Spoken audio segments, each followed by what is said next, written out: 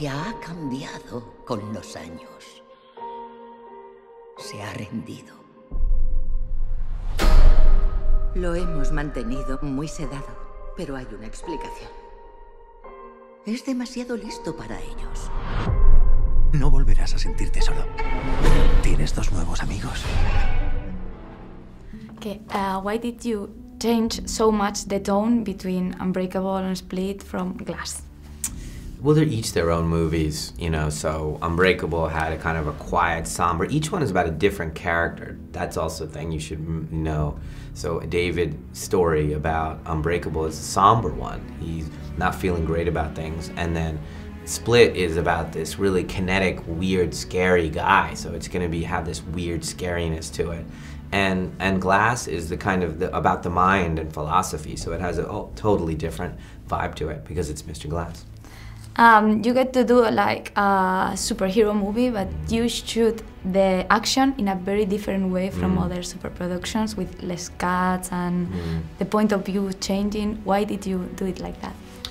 You know, where you lose me in a comic book movie is the final fight.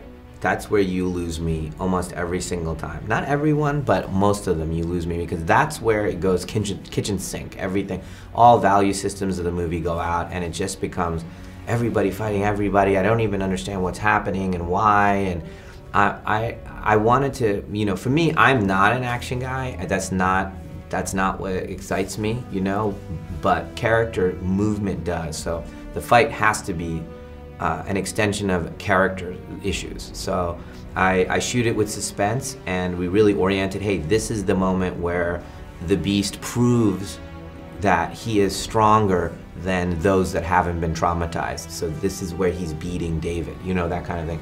And then David, who questions whether he's even this strong at all, suddenly sees that his son is hurt or whatever. I'm making up something, but you know that this idea, it has to be about characters.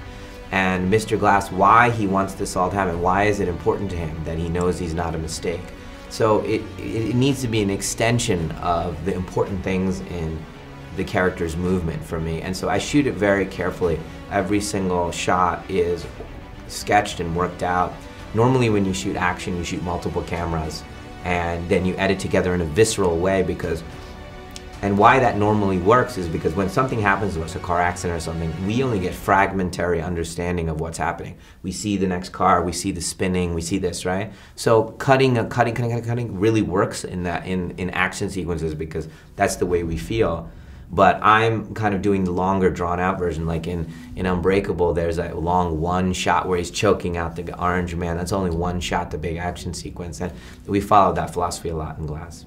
And also color is really important. Why did you choose each color for each character? Well, you know, first of all, like I chose the colors green because of life-giving, purple because of kind of royalty, the use of purple and royalty, and the ochre color, the yellow color for the Beast. Because of the kind of its use in holy ceremonies, like with the Hindu ceremonies and with the monk robes, or that color, that pungent color.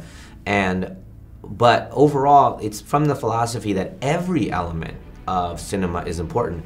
Filmmaking is all the art forms together. It's dance, it's painting, you name it. It's costumes. It's all everything needs to be thought of. If you're not thinking about it, you're undermining its value. So all the thought needs to happen to it. And, you know, I find making movies incredibly complicated, and you know, and I get frustrated when I see a frame from anyone or anything on even TV or anything where that thought has not been put in, or that 3 different people have chose it, or it was not thought of at all. You know. How much of yourself is there in Mr. Glass? A lot. A lot of Mr. Glass is me. Thinking about philosophy, anticipating things, you know, probably I anticipate things too much. I mean, I'm always paranoid. But, you know, thinking of things as a chess game and things like that. So it's fun. It was fun. Obviously, it's very fun to write Mr. Glass. I heard there were a lot of script that you change, a lot of versions. How much of the first idea you have is missing from this movie? You know, it's funny. I do many drafts of every screenplay. So you know, Sixth Sense was 10 drafts. Every screenplay is a lot of drafts. Probably the average is probably, I would say the shortest one is 6, and the most is like 12 or 13, that kind of thing. So it's always in that pocket. This fell more into the bottom category. So Signs was 6. This was probably 7, 8. So in the smaller version of it. So, and that's because I knew the characters really well. So, you know, the only thing that really changed was the format of the movie being kind of like One Flew Over the Cuckoo's Nest. That's the only thing that really changed. But otherwise, the movement of what happens was always what I was intending.